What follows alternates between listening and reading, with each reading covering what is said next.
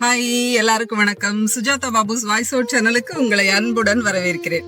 இன்னைக்கு நாம சுத்தி பார்க்க போறது கும்பகோணங்க. முடிஞ்ச வரைக்கும் எவ்வளவு கோவில் கவர் பண்ண முடியுமோ அவ்வளவு கோவில் கவர் பண்ணலாம். ஏகப்பட்ட வெயில், பயங்கர வெயில் அக்கா சொன்னாங்க. சோ இன்னைக்கு பார்க்கலாம் எவ்வளவு தூரம் கவர் பண்ண முடியுது, எவ்வளவு கோவில் பார்க்க முடியுதுன்னு பார்க்கலாம். வாங்க என்னோட சேர்ந்து டிராவல் பண்ணுங்க.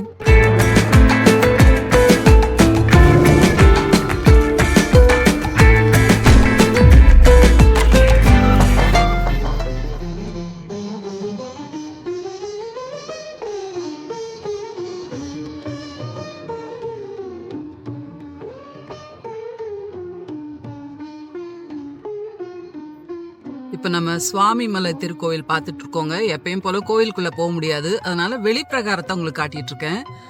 காலையில ஒரு 7 மணிங்கிறதுனால கூட்டம் கம்மியா இருக்கு. சுவாமி மலை திருக்கோவில்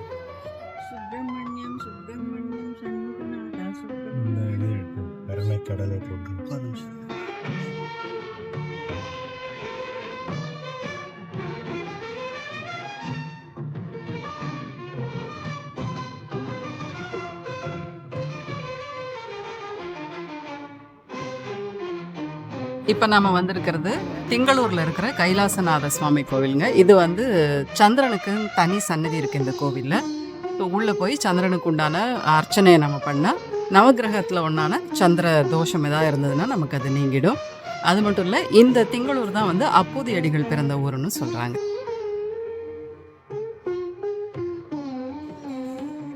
காவேரி வறண்டு போயிருக்கு, தண்ணியே இல்லை. ஆடிப்பெருக்குக்கு தண்ணி திறந்து விட்டா உண்டு. இதுதான் நம்ம வந்து திருவையாறு ஸ்ரீ தியாகராஜர் சந்நிதி. இப்போ நாம் வந்திருக்கிற பிளேஸ் திருவையாறில் இருக்கிற தியாகராஜர் சந்நிதிங்க. ஜனவரி மாதம் கடைசியில் பார்த்தீங்கன்னா இந்த பஞ்சரத்ன கீர்த்தனைகள்லாம் சொல்லி அவரோட ஆராதனை பண்ணுவாங்க இல்லையா, ஒரு 5 நாளைக்கு. ஸோ அந்த இடம் தான் நம்ம இன்னைக்கு இங்கே வந்திருக்கோம். ஜனவரி மாதம் கால் வைக்க கூட இடம் இருக்காது. ஆனால் இன்னைக்கு பாருங்கள், நதிக்கரையோரம் இங்கே தான் வந்து டென்ட் போட்டு அந்த பஞ்சரத்ன கீர்த்தனைகள்லாம் பாடுவாங்க. காவேரி அந்த பக்கம் ஓடிட்டுருக்கு, தண்ணி இல்லை. இந்த இடம் தான் எவ்வளோ அருமையான இடமா இருக்கு இல்லைங்க, தியாகராஜர் சந்நிதி. இதுதான் இப்போ நம்ம பார்க்கறது ஸ்ரீ தியாகராஜரோட சிஷ்யரான ஸ்ரீமத் வெங்கடரமண ராகவர் சுவாமிகளோட சந்நிதிங்க. இப்போ இந்த பேக்ரவுண்ட்ல இருக்கிற கோவில் சூரியன் கோவில்ல. இந்த சூரியனார் கோயிலுக்கு வந்து செப்டம்பர் மாதம் கும்பாபிஷேகம் நடக்க போகுதுன்னு சொல்லிட்டு கொஞ்சம் வேலைகள்லாம் நடந்துட்டு இருக்கு. உள்ள சூரிய பகவானை வந்து நடு மண்டபத்திலையும் சுத்தி இருக்கிற நவ கிரகங்களும் வந்து பாக்கி இருக்கிற 8 கிரகங்களும் வந்து சூரியன் வந்து நடு சந்நிதியிலையும் பாக்கி இருக்கிற 8 கோள்களும் சுத்தி இருக்கிற மாதிரியும் இங்க வந்து கட்டிட்டு இருக்காங்க கல் மண்டபத்துல. ஸோ கூடிய சீக்கிரம் வந்து கும்பாபிஷேகம் நடக்க போகுது. இப்போ சூரியன் கோளை நம்ம தரிசனம் பண்ணியாச்சு. இப்போ அடுத்த கோயிலுக்கு போகலாம் வாங்க.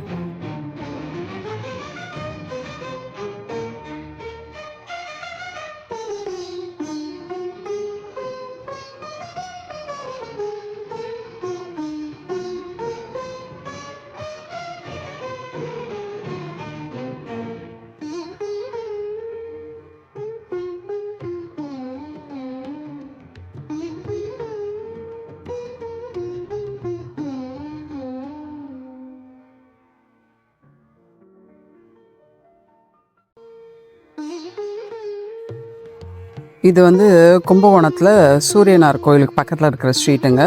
ஆல்மோஸ்ட் கும்பகோணத்தில் ரொம்ப அழுக்காக தான் இருக்குது எனக்கு தெரிஞ்சு. எவ்வளோ பேர் வராங்க, டூரிஸ்ட் எவ்வளோ பேர் வராங்க, பக்தர்கள் எவ்வளோ பேர் வராங்க.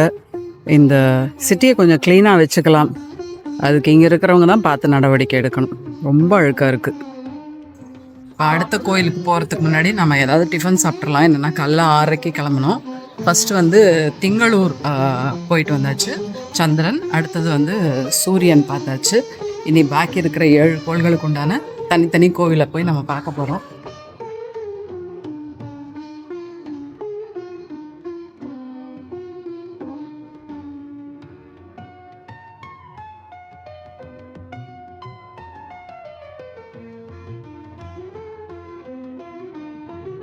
இப்போ நம்ம போக போகிறது சுக்கிரனுக்கு உண்டான கோவிலுங்க. நவகிரகத்தில் சுக்கிரன் இருப்பார் இல்லையா, அவருக்கு உண்டான கோவில். இதுவும் வந்து இப்போது கட்டுமானத்தில் இருக்குது.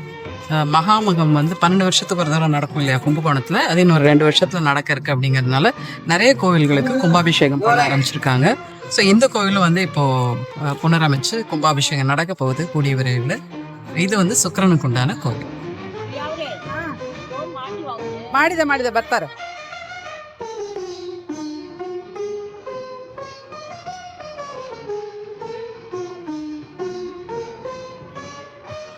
இப்போ நம்ம உள்ளே போகிறது வைத்தீஸ்வரன் கோவிலுங்க. ஃபர்ஸ்ட் எல்லா கிரகங்களும் பார்த்துட்டே வந்துட்டே இருக்கோம். இது நடுவில் வந்து வைத்தீஸ்வரன் கோவிலுக்குள்ளே போகிறோம்.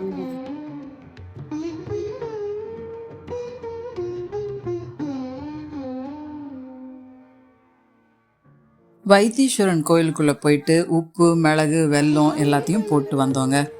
இந்த உப்பு வெல்லம்லாம் கரையிற மாதிரி நம்ம பாவங்கள்லாம் கரையும் அப்படிங்கிறது ஐதீகங்க.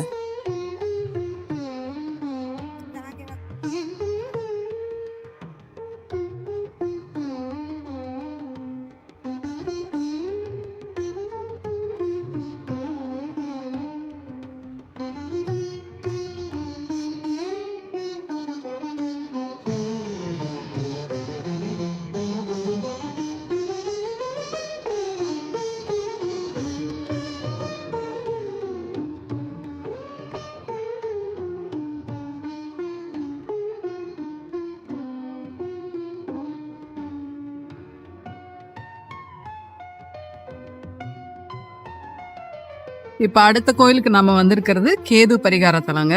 இந்த சர்ப்பதோஷம் இருக்குது, நாகதோஷம் இருக்குது அப்படிங்கிறவங்கலாம் கண்டிப்பாக இந்த கோயிலில் வந்து பரிகாரம் பண்ணுவாங்க. இதுவும் வந்து கிரகங்களில் ஒன்று தான், நவகிரகங்களில் ஒன்று தான்.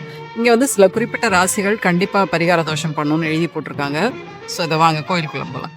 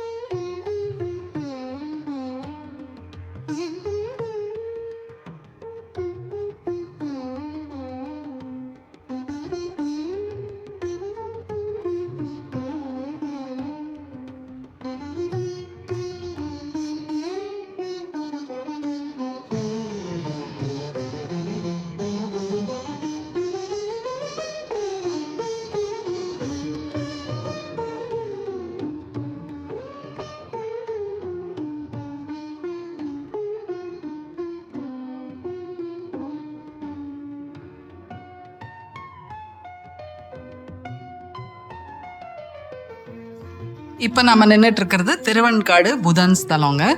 நவகிரகத்தில் புதன் சொல்லுவாங்க இல்லையா, அந்த புதனோட கோவில் இது. மத்தியானம் 1 மணி ஆயிடுச்சு. இதுக்கப்புறம் 4 மணிக்கு தான் எல்லா கோயிலும் திறப்பாங்க. இப்போ கொஞ்ச நேரம் பிரேக் எடுத்துட்டு 4 மணிக்கு அப்புறம் மற்ற கோயில்கள்லாம் பார்க்கலாம்.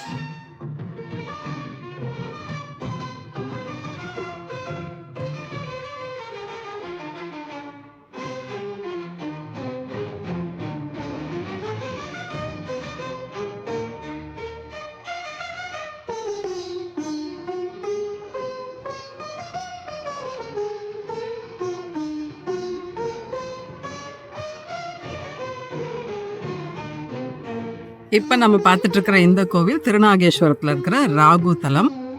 ரொம்ப அழகாக அது விவரமாக சொல்லி அவருக்கு ராகுக்கு வந்து அர்ச்சனை பண்ணி அபிஷேகம்லாம் பண்ணி ரொம்ப டெடிக்கேட்டடாக பண்ணார் அந்த அர்ச்சகர் சந்தோஷ். ரொம்ப மனசுக்கு திருப்தியாக இருந்தது.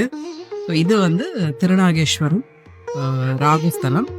இது வந்து கும்பகோணத்துக்கு ரொம்ப பக்கத்துலேயே இருக்கு. இன்னும் வந்து அடுத்து குரு ஸ்தலம் ஆலங்குடி போட்டோம். அதையும் பார்த்து குருஸ்தலம் வந்தபோது ராத்திரி 7 மணி ஆயிடுச்சுங்க. காலையில் 6 மணிக்கு கிளம்பி எங்களால் முடிஞ்ச வரைக்கும் எல்லா கிரகங்களுக்கு உண்டான கோயில்களுக்கும் போய் சாமி தரிசனம் பண்ணிட்டு வந்தோங்க. இந்த ட்ரிப்பு நான் மட்டும்தாங்க வந்திருந்தேன், எங்கள் அக்கா கூட. என்னோட கணவர் சபரிமலை போயிருந்ததால் அவரால் வர முடியல. அதனால் நீங்களே பார்த்துருப்பீங்க, எல்லாமே செல்ஃபி வீடியோ தாங்க. அவர் போயிட்டு வந்த சபரிமலையை அடுத்த வீடியோவில் பார்க்கலாம். அதுவரை உங்களிடமிருந்து விடைபெறுவது சுஜாதா பாபு.